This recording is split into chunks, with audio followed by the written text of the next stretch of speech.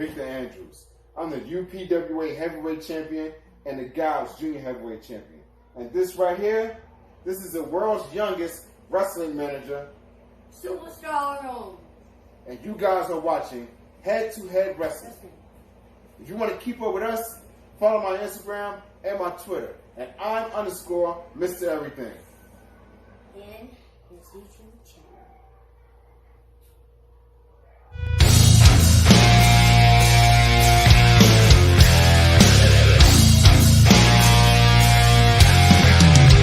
I'm here with Chilly Willy, ECW legend, coming at us from the Philippines. What's going on, Chilly? How you doing today? Oh, what's happening? What's happening? Big Willie G in the house. Willie G, yo, we'll get Everybody's homeboy is here. Hey, so I wanted to check in with you, man. How's everything going over there?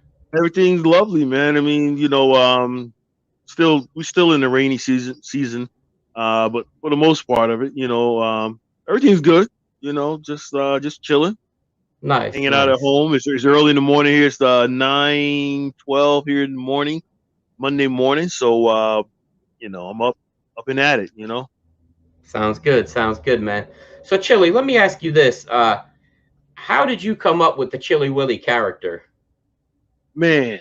I'm thinking that maybe some of the younger guys, could use that advice, for their career. You say you get asked that a lot? Yeah, the Chilly Willy. Well, I wanted to come out when I first started wrestling. I wanted to use the Cyrus the Virus name from the movie Con Air. Nicolas Cage, John Malkovich, whatever. And but at that time, CW, he was training me, and then there was another guy there named Toad. Toad was pretty much really educated on ECW, and so he knew that there was a guy already in ECW named Cyrus, which is Don Callis, which is also he's in AEW now. Yeah. And so he was like, "No, Chilly, you can't use that one." So I was like, "Damn." So what would I come up with? And so back in the day when I was living in New Jersey, East Orange, I had guys, my junior high school, would be, "Yo, what's up, Chill Will?" You know what I mean? Or G Fresh or whatever my cousins would call me. So I was like, "No, I don't want to be G Fresh. Chill Will sounds pretty cool." And then one day, my ex-girlfriend, I called her, but her brother-in-law answered the phone, and he was like, he's like, "Chill Will is on the..." No, did he say Chill Will? Chilly Willy. He said Chill Will is on the phone or something like that. Chilly Will.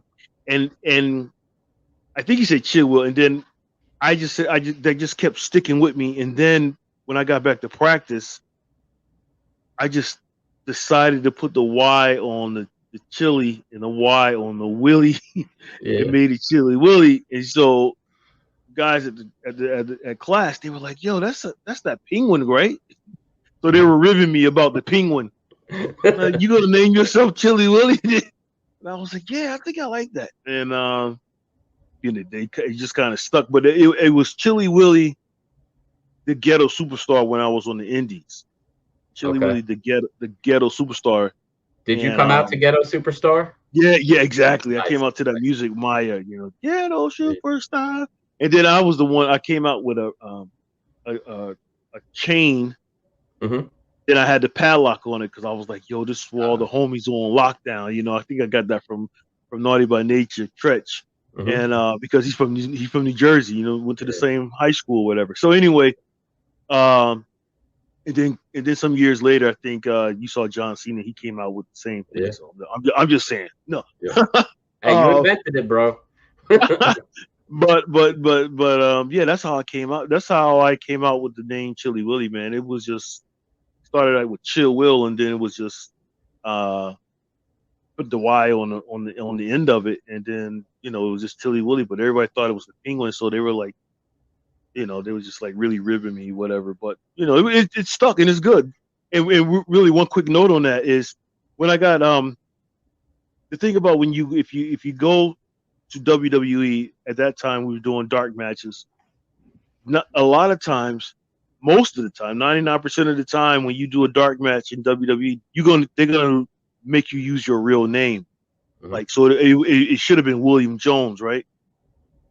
For some reason, they let me come out with my tights, because of my tights on the back of my tights on my ass. It said Chilly Willy. They let me use my name, and I was like, yo, and they let me go over. So that was, to me, I mean, that was something. They were like, every day they were looking at me for something, you know what I mean? But I went into the military. But yeah, I mean, because most of the time you go out with your real name, and either you are wrestling a name and you get jobbed out. But I wrestled one of my colleagues, Pat Cusick, and you know, they let me go over. You know what I mean? And so, yeah, that's, you know, that's kind of weird. You know, that you wrestle for WWE and they let you use your gimmick name, because they really don't let you do that. Right. Yeah, I've seen a lot of, especially Chilly Willy. I mean, how the hell they gonna let you come out in 20,000 people? Yep. And they gonna say, this is Chilly Willy. I'm like, yo, you know. So that was really cool. Yeah, you know, like James Ellsworth, he just started out just for one match, and they made him use his real name. And I think the Mack brothers, like Kirby Mack, right? Is that his name? Those guys, when they were on WWE for a show, I think they used their real names. It's like they're always making you do that. But so Chilly, man, I got a couple pictures, man. I'm gonna flash them up on the screen, man. I just want to get your opinion or what comes to mind when you see it, man. All right, this is the first one. Word. That was somewhere in ECW. I don't know what arena. Nice. You were feeling it there, though, huh? Yeah, I was feeling it there, no doubt. That's what's up. All right, man. Hey, look, I don't want to make you emotional because I know he was your boy and he passed away. But how about this one, man? Yo, that was at Chicago at the I don't know the arena, but that was on a pay-per-view. We were against the Baldies. Nice. Flaming table match, yes. Yeah, you had a pretty good relationship with Balls Mahoney. Yeah, man. I mean, Balls was, you know, we were tight and everything, and whenever we hung out, Balls was out there though, man. He was out in left field somewhere, dog. I mean, he was. If if you're at the arena, and you know, before the matches and everything, he's there with you. You know, he's talking about. But that, you know, if you guys separate from the arena and he goes on, he does his thing, and you know, it's just there was a lot of guys like that though. There was a lot of guys that they were just in their own world, man. They were doing their own thing, and so, but for the most, you know, we were brothers and sisters, so that's the thing, and that's what made ECW. For sure, man. Hey, I'll tell you one thing. I met Balls back in 2001 at a show, and man, he is a deceptively big man. Like on TV, he doesn't look like he's as big as he is. That dude is huge. Well, he was huge. Yeah, he is. I was shocked. Yeah, you know. And Balls could work, man. I mean, Balls wasn't. People just know him as a, you know, chair slinging, you know, badass, but he could work just like New Jack could work. Yeah. You know, but those guys didn't have to work. They got their gimmick over, you know, like Hack, you know, like Sandman didn't work. You know, very great psychology. Oh my God, they had some serious psychology. All three of those guys, you know, and Hack, he's still living, you know. But they are, I mean, you would just think that because they do their shenanigans on the outside, you know, and then they get in the ring and then they're hardcore, they don't know nothing. But man, hey, them guys, they knew psychology and they knew the business. They knew how to work for real.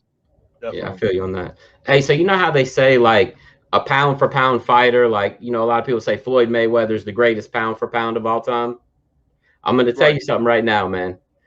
Pound for pound, the Sandman is one of the greatest of all time as far as crowd responses. He may not have had a WWE response, but for the 3,000, 4,000, 5,000 people he was wrestling in front of, they would go ballistic, bro. Like insane. Man, when that music, like nobody. When Metallica music came, when that music hit, man, that crowd went freaking nuts. I mean, nuts. I mean, it's just Balls. They had it too. Balls had it too, and New Jack. You know. Oh yeah. Whenever their music hit, people just went wow. You know what I mean? And let's go into that just a little bit. I mean, people look at back with ECW.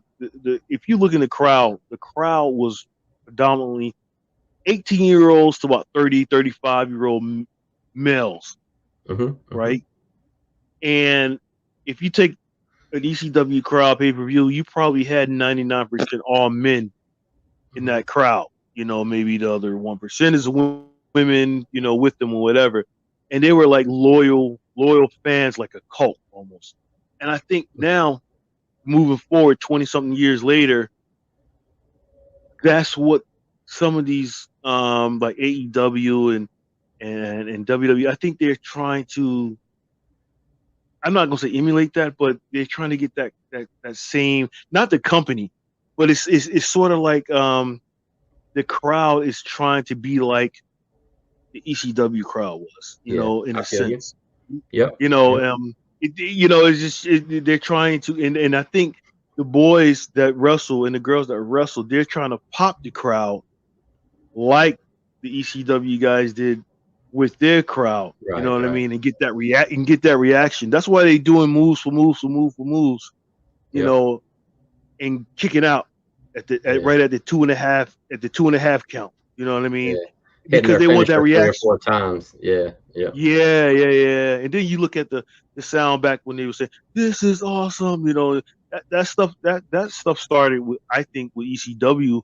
It did, definitely. Because when you had the wars between WCW and Nitro, I mean WCW and Raw, they weren't chanting stuff like that. You know, even they had hot matches. They had hot matches, and they had great superstars. I mean, you can't deny that. But the crowd wasn't like, "This is awesome." You know, that shit started with ECW. You fucked up. You fucked if you mess up. You know what I mean? You fucked up. You know, who the hell are you? They don't know who you are. Who the hell are you? Who the hell are you? You know, and then they go to a girl, if she wasn't right, he's a crack whore. Yes, you know, all these chants. Right. All these chants, right? And so now, WWE, this is awesome. You know, AEW, I'm not sure, you know, because of the COVID stuff, but, you know, they're trying, the point I was making is that the crowd is trying to, I'm not going to say like emulate what ECW did, but they're kind of trying to have that, I guess, sound effect or whatever. I'm not using the right words.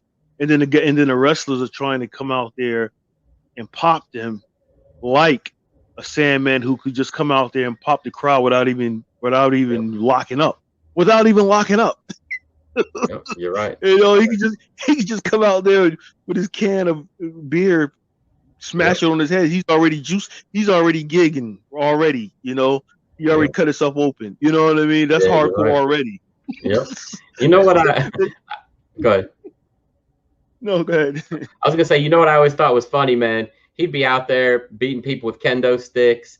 You know, everything that he was doing, brawling, punch. He was a punch kick guy, kind of like you, but you know, he did more like hardcore stuff. And then in the middle of the match, he would do like a drop toe hold, like one of the most basic wrestling moves, right onto a chair. Like it was worked in perfectly. Like he couldn't have found a better spot to throw in there with all the brawling tactics. So I always got amused by that. Yeah, because they listen to the crowd, man. It's about listening to the crowd. You know, you really, as a performer wrestler, you got to listen to the crowd. You cannot just go out there, because me and you, we called it in the back. We got to use everything that we called in the back. Hell no. You gotta listen to the crowd. Those are the people who's paying your salary, right? Yep. So you performing for them. You're not there. Oh, yeah. You're not performing for yourself. You're performing for them, and so you got to listen to what they are responding to, and what you're doing. And so he knew, and he knows how to work that. You know, New Jack, Balls, Rob Van Dam, all those guys, Lance Tommy Dreamer. Yeah. Tommy Dreamer. You know what I mean? Yeah. Tommy Dreamer. You know, so and you just got to know. You got to know how to listen to that crowd. And I think now with wrestling, it's kind of weird, you know, that they're doing it with monitors as crowds and the filter in. You know, but they, you know, WWE's trying. Those guys and those girls, they're trying to make it. They're making it work for to the Right. best of their ability. So you got to give them kudos for that. They are making it work. So with the guys in AEW, it's just that if you have too much of something, Yeah. it becomes, you know, too much. It's just not good for you. It's like if you eat too much, you get fat, right? So Oh yeah, yeah. or you catch diabetes if you eat too much sugar. So it's Yeah. like with wrestling, if you doing too much acrobatic maneuvers, you know, in every single match, it's not giving, you're not going to get that reaction. So Right. when the main event comes and you have guys, you know, that can really do that shit, and they supposed to do it in the main event, the crowd is like, I already seen that in the first match.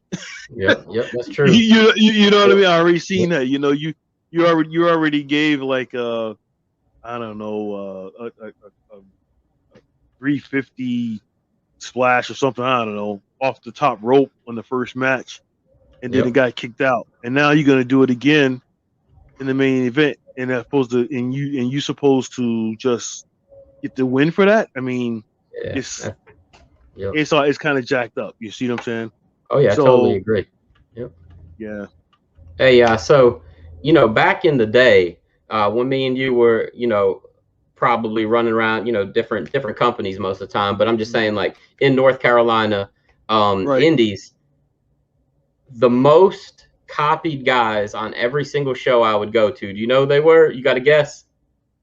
The most copied guys, probably the Hardys. The Hardy Boys, exactly. I was watching the thing. I was watching the thing a while back, and somebody said Stone Cold, like everybody wanted to be Stone Cold in the Indies. Not where we were. Everybody wanted to be the Hardy Boys. But the problem is that they didn't learn how to work, so they were just trying to do the high spots like the Hardy Boys, and they weren't making it mean anything. So I would go to these shows, and 15 guys would be dressed like the Hardy Boys, or a mix between them and Edge and Christian, and I'm like, all they're doing is flying through the air. And I wasn't a flyer. I mean, I did a few, you know, I would do like a frog splash cross body from time to time, but that was pretty much the only time I really, you know, came off the top rope. You know what I mean? So it's like, and you got these guys doing all these flips and everything else, and it was just ridiculous. Yeah, exactly. You know? So, the guys would come in. You would go into the locker room. Guys would have like the head shaved here and have the long hair, then put it in a ponytail or whatever. They would probably wear the choker here and the arm bands. Yeah. Everybody. It was so ridiculous. Like, I know, it was like, what the hell, you know what I mean? But you know, that's what they wanted to do. And the Hardys did that. You know, the Hardys and Edge and Christian, you know, they really made their mark after that first TLC match they had. You know, everybody was like at WrestleMania. Yeah, everybody was on them. You know, they were like, so yeah, that was the shit. You know, you go into every locker room, everyone, all the guys are trying to look like the Hardys, and that shit was funny. You know. Yeah. Oh yeah. Yep. So, but you know, going back, but also going on that, you know, I think I was talking to someone the other week about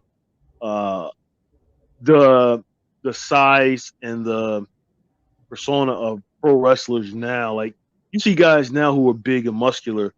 Some of the guys. There's not many. There's not many no more. There's not. But they're not even the guys now. They're not scary. You know, when we were growing up, we were watching wrestling. How many guys do you could see that were, you know, good size, that were really scary monsters looking, even on television? You didn't even have to go to a wrestling show, but just looking at them on television, the Road Warriors, Big John Studd and King Kong Bundy, bro. I was scared of them when I was a kid. Guys. You know, and now the Warlord and the Barbarian. Exactly. Now you see guys, man, and they're muscular, good physique, but they're not scary. It's like, I don't know what that is. I don't know if it's not saying that you got to be muscular, you got to be scary. Not saying that. I'm just saying that if you're a wrestler and you're a heel, especially if you're a heel, okay, and you are coming out 250 pounds, you know, 10% body fat or 5% body fat, and you just muscular, you ripped, and you're not freaking no one out. I mean, it's like, what is that? You know what I mean? So I don't get that. You know, I don't get that, and I think that's where that's another part of pro wrestling that is lost, because that also plays into psychology, because you Right. already, once you hit that curtain, you already got the young kids and some of the ladies in the audience. They're like, oh, I don't know if I want to mess with him, and the kids are like, Mom, I'm scared of him. I'm scared of him. So that already gives off a psychological advantage to know that guy is a heel. Yeah. Versus now, here come the babyface coming out. He's clapping his hand. He's smacking. He's high fiving everyone. That's half the match right there. Yep. Because now you know who to root for, right? Mm-hmm. You already know who you want to root for. But if a guys are coming out and they're looking, like Tony Atlas, but they're supposed to have, be heels, and they are like not giving off that scary persona. It's like I don't know who to root for. I'm just gonna root for whoever, I guess, whoever has the best moves. And then these guys, they're big, but they try to do all the moves like a small Rey Mysterio, and so it's just backwards, it's just backwards. You're right, man. You're right. Hey, let's do 2 more pictures here, Chili. Let's check this one out, man. Look at that baby face, man. You looked real young right there, man. Hey, where did the hat come from? Oh man, is that something you wore? It was the black top hat. Yeah, it was it was a Godfather hat. Actually, I started wearing that when I first came out in wrestling. And Godfather wasn't even out yet, I don't think. I think he came out in 1998. Probably the Godfather around the same time. Something like that, yeah. I think probably the same time, but I was already wearing the hat. Yeah. And then and I don't know, I just picked it out. I don't know where that came from. I don't know. For some reason I just said I wanted to wear, a Godfather hat. And, I think I know where it came. I think I know where it came from. I think I wanted to be like, I wanted to have like a resemblance of a Run DMC back then. Nice. But without the jean hat, without the jean jackets and the Lees and the Adidas or whatever. I think that's where it came from. I'm not sure. That's pretty cool, man. I like it. All right, last one, man. Go ahead. Last one, Chili. You see it? The ANC pot. There you go. Go ahead and tell us about it, man. Well, my man Andrew Campbell. One thing I have to say, Andrew Campbell is he's a young kid, and I'm blessed to have him. He's a cancer survivor. So if anybody listening out here watching, just know that my co-host is a cancer survivor, and that's awesome. It's great that he's doing well, and I ask you guys to continue to pray for him and wish him well and everything. But yeah, when I was doing my Chilly Willy podcast, he came to me maybe in I think early 2020. He said, Chilly Willy, I want to do something too. But he didn't know, of course he doesn't know anyone because he's just starting out in wrestling. But he said, he asked me if he could, join, we collaborate, and start doing the podcast and everything. He said he could help me out because he knows, he's like you. He knows how to do all that, technological stuff. Yeah. I can't even say the word. Yeah. So I can't spell it. But anyway, he said he could help me out with that. And I said, yeah, man, let's do it. You know what I mean? And it works pretty well. Even though I'm over here in the Philippines, it works pretty well. I have to get up a lot of times early. Like if he's gonna do a show at 5 o'clock your time, of course I gotta give at 5 o'clock in the morning. So the later the better. Andrew, if you're watching, the later the better, man. So where can people find it? You can find it on the ANC podcast link there. Not link, but we have a Facebook page.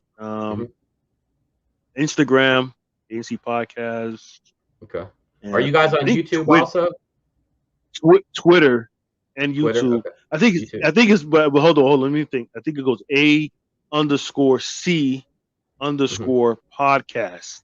Okay. I think that's it. All right. Unravel. Cool. So yeah. Well, you guys So go check ahead us and out. check that out. Yeah, definitely. Awesome show. I've been on there once, and Hell hope yeah, to we be gotta on get there you. again. Yeah, we gotta get you back up there for real. No doubt. Me and you and Nico and Andrew, man, we got to have a four corners match, Yeah. bro. Hell yeah, definitely. Let's try to do that next week, actually. Hey, I'm down, man. I'm down anytime, Yeah, bro. let's do it next week. Yeah. Yeah. Well, thanks for coming by and joining us for our premiere episode. And I hope to get you back on sometime in a few months. Anytime, man. Take care of yourself, man. And any shout outs or anything else before you go? Just shout out to everyone here in the Philippines. Shout out to all my friends there in North Carolina, and in America. And just shout out to everyone, man. Much love. Much love to you too, Chilly. We'll see you soon. Thank you. Thank you, Will.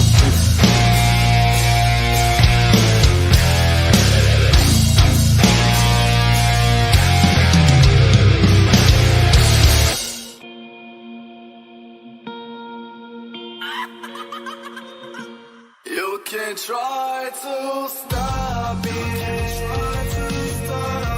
I'm more powerful than you. I'm more powerful than you. Remember what you told me. There are bombs to show that through. There are bombs to show you. And now I'm feeling anxious.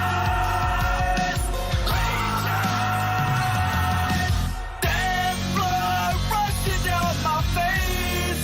I hate to see the day where you try to run away, and your life you can't explain. Do you want to explain your actions tonight? As a matter of fact, you're right. Wrong. What was that?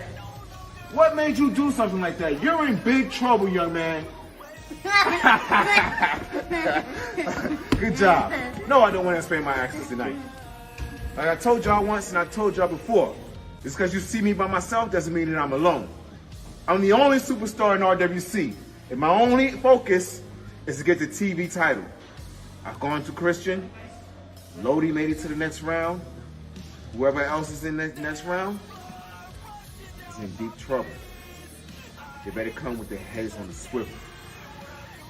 Because by the time this tournament is done, I'll be the victorious one. Hoping you don't get away.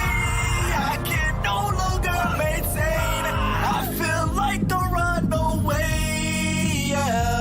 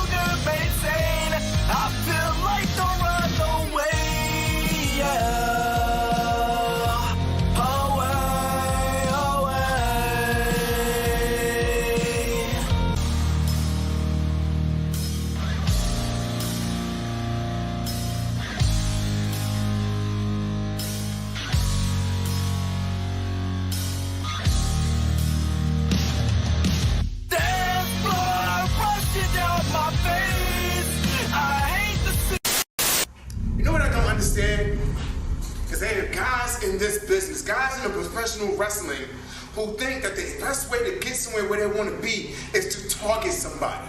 Is to walk around with a chip on their shoulder because they have not made it where they want to be. See, 11 years that I've been in professional wrestling, I've never targeted anybody. I've never felt the need to jump on anybody's back. I always walk to them face to face. See, Tiger, you think different. You think that it would be a great idea to target Victor Andrews, and I understand, because I've been somewhere, I've done some things.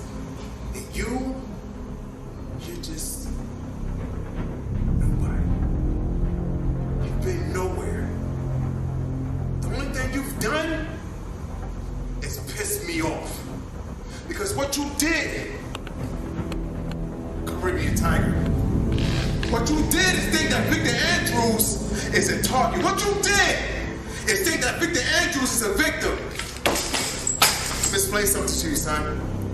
Victor Andrews ain't no target. Victor Andrews ain't no victim. The next RWC event is called Remix, in which you go out to the ring and you call somebody out. But Tiger, I'm calling you out!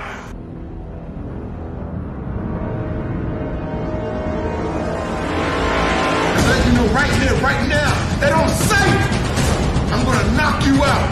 And I'm gonna show you Victor Andrews ain't nobody's bitch.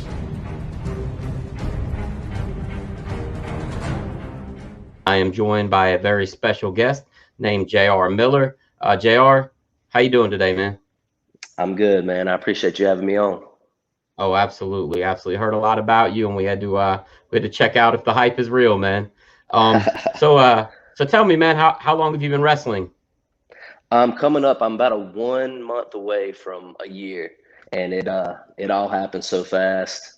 It took me a little bit of time to get into it and really get started, but it's really took off quicker than I thought it would. Nice. And in that year, how many matches have you had? Right now, as soon as I got in, I trained for 3 months with Dr. Tom and decided I wanted to keep training before I jumped in and had my first match. So the first 6 months was all strictly training, and I've only been taking matches for the last 3 months or so. I've had 8 matches, but they've all been pretty solid matches with really great competitors. I wrestled Mason Matthews, Kerry Morton, JC Adams a few times in Tennessee. Nice, nice. So you said you started with Dr. Tom Pritchard. How did that come about, and what made you decide you wanted to get into wrestling? When I was young, I was a huge fan of Stone Cold Steve Austin. Nice. Everybody knows when the glass shattered, people went nuts, and just captivating, man. Somebody that you can really get behind. And as I was growing up, just kept getting more and more into wrestling, and kind of got away from it a little bit. Right around the time the Dudley Boys came back to WWE, I got really invested into not just WWE wrestling, but just professional wrestling in general, all types, New Japan, indie wrestling, and started going back and forth with the idea of getting into it myself. And I went on the Jericho cruise at the beginning of 2020. It was the second Jericho cruise. And my girl really gave me the idea. She said, if you want to do this, you should really give it a try. So I got off the Jericho cruise and applied to go to Dr. Tom's school, pretty much with the decision in my head, if I got accepted, that this was what I wanted to do. It wasn't too far after that I received an acceptance email, started getting my stuff together to move to Knoxville, and pretty much dropped the job I was working and started working a part-time bartending gig to start training, and sold my house that I had worked so hard to buy, man, and basically invested all my time and money this past year into professional wrestling. Nice, nice. So you were trained by Dr. Tom Pritchard. Have you met his brother Bruce at all? No, he's been up to the school a couple of times. He was actually he visited the school, I think the class before ours, because we have visitors come in, but as I said, it was right after January 2020 that I kind of reached out, and then I didn't get accepted until summertime. So, COVID was really still big right then. Like, I mean, if it isn't that, but still really fresh right then. So as far as visitors coming in, like Bruce and such, we didn't get a lot of that, but it was still a heck of an experience, man. Nice, nice. So you have a pretty good relationship with Tom Pritchard still? Yes, anytime, Dr. Tom's great, man. And he's all business, and he wants to help as much as he can. And I really realized that when I got up there, we had so many people in our class to begin with, so I was curious about that way. Yeah. What's that? I was saying it always happens that way, and then there's not that many by the end. We had we had so many people at the beginning, so I was like, I don't really know if I'm going to be able to get that one-on-one time to connect. But one thing I tried to be sure of, at least once a week, at the end of the week, to go in and get that one-on-one time with Doc and just, what am I doing right? What can I do better? Is there anything that you're seeing that's just completely off that I need to work on? And he would always tell me, you're right where you need to be. You just need experience. Keep showing up, keep putting in the work, and you're going to be just fine. So the 12 weeks went by really fast, and we graduated. Graduation comes along, and everybody gets put on a card for graduation ceremony. Right. Burt Prentice has a promotion in Tennessee that runs all over Jackson, Gladeville, USA Championship Wrestling. Well, they hosted our graduation ceremony and were kind enough to let a few of the students get some matches, a big battle royal for the rest of the students. So, I mean, just did a really huge solid.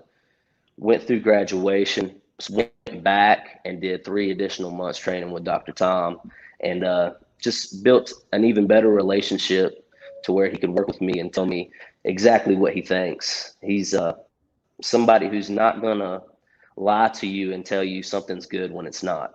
And that's something that I can really appreciate, because nobody's doing you any favors out there telling you that you're doing something right when you're really not.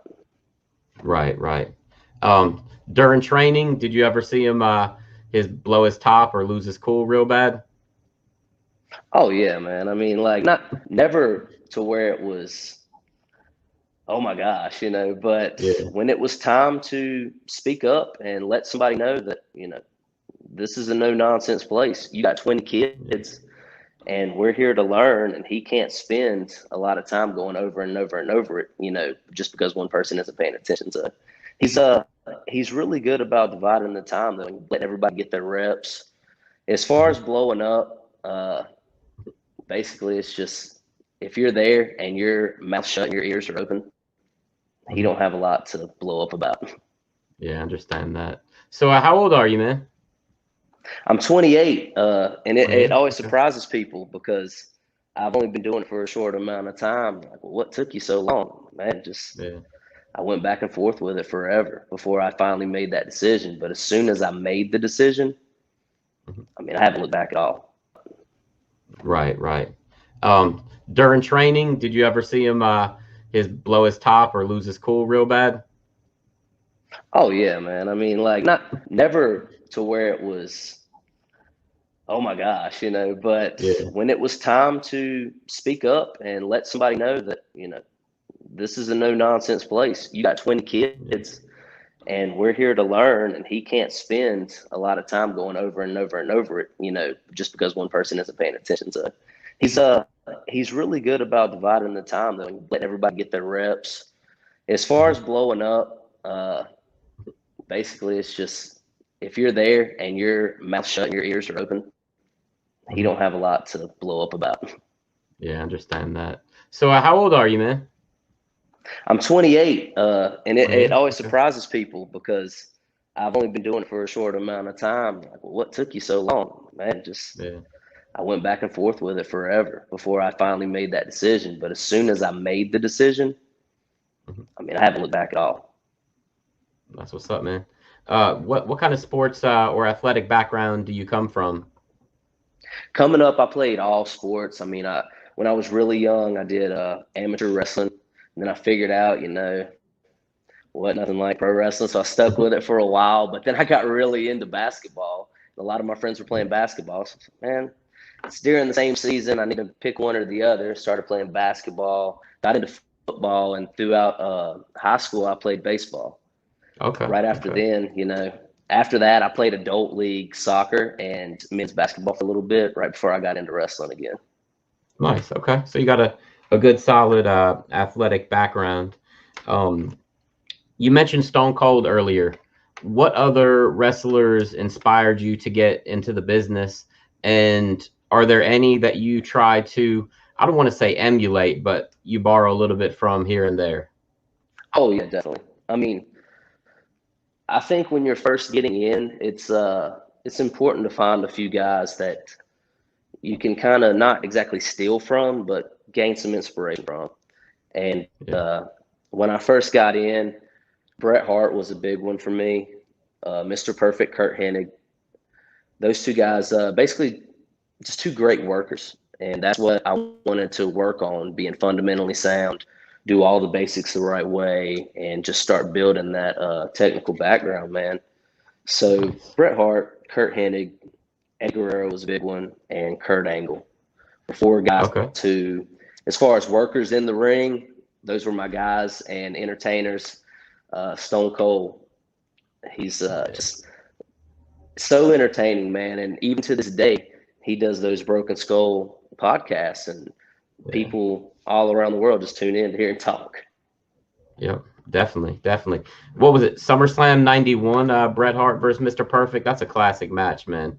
So yes, sir. good. Actually, this past week, somebody recommended going over that, and I've seen it, here and there, and they said, "Nah, we want you to really study it, pick out some certain parts of it." So I really had to sit down and watch a lot of that match over and over again to go through and list all of them. And who is the character J.R. Miller?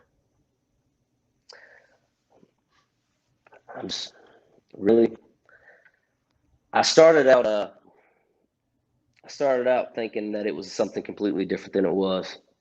And it really kind of took on a character of its own, but arrogant, sleazy, dirty, and mean. You're pretty hated everywhere you go. Give me some call outs, man. Who do you want in the ring? Who do you have beef with? Who do you want to wrestle? Give it to me straight, man. Well, I just recently wrestled Kerry Morton in Winston-Salem. And from the minute we got into the ring, the crowd was going crazy. And he barely got me. So I would love to run it back with Kerry Morton another time. Okay. Other than that, there are a few guys around North Carolina that I have my eye on. Zuka King, he's a Future Stars AML champion right now. And somebody I have a lot of respect for. I see how he does things and how he conducts himself. I'm really big on that. So I'd love to get in there and mix up with him and see what we could do. That we've teased a little bit. I mean, not necessarily like teased a match, but posted pictures together, and people have already let it be known that they want that matchup. So nice. I'd like to be able to give it to them eventually. Nice. Do you have any shout outs? Any shout outs? Just some of my JPWA folks. I mean, other than all the people I've already shouted out, like Zuka King, Kerry, Coach Josh, and all them. But some of my other JPWA fellow students that I graduated with, the Stu crew, Zach and Dylan Stewart, two great guys who are really killing it in the Tennessee tag division right now. And you can see them on School of Morton every Sunday. Noah Hossman, another guy who's all over the place right now, putting in the work. He's great. Johnny Pope is based out of Indiana, but he's hitting every place that'll have him right now. And that's off the top of my head. There's countless others. I would be here all night, if I wanted to name them. But those are my four guys from class that really helped me out a lot. And anytime I needed to just go for extra reps or just pick me up on the side, and I tried to do the same for them. Those guys were really solid for me. Nice. That's cool, man. So I'm looking forward to meeting you at some of the AML. It's actually going to be IWL, AML. It's the Luchadome, Carolina ALW, Wrestling. ALW, yes. Yeah. Oh, ALW, yeah, or IWL. They're I think they're in the middle of rebranding right now, so it's going to be IWL eventually. But I'm looking forward to seeing you there. And basically what I've been told is that all the titles, I guess they have like a heavyweight champion, a secondary champion, and the tag titles. You're going to be looking for that heavyweight championship? I'm looking for all heavyweight championships, okay? I mean, just to be blatant about it, if there's gold out there, I want it. That's what I like to hear, man. That sounds good. All right, well, we're going to go ahead and wrap this up. Any final thoughts or anything you want to say on the way out? I just really appreciate you giving me the time, man, and just a platform. I haven't been at this very long, but I've put in a lot of hard work, a lot of time, a lot of effort, and a lot of money to go to the right places and make the right impressions on people. So I just really appreciate you giving me another platform to put my name out there, put my brand out there, and hopefully it leads to more opportunities.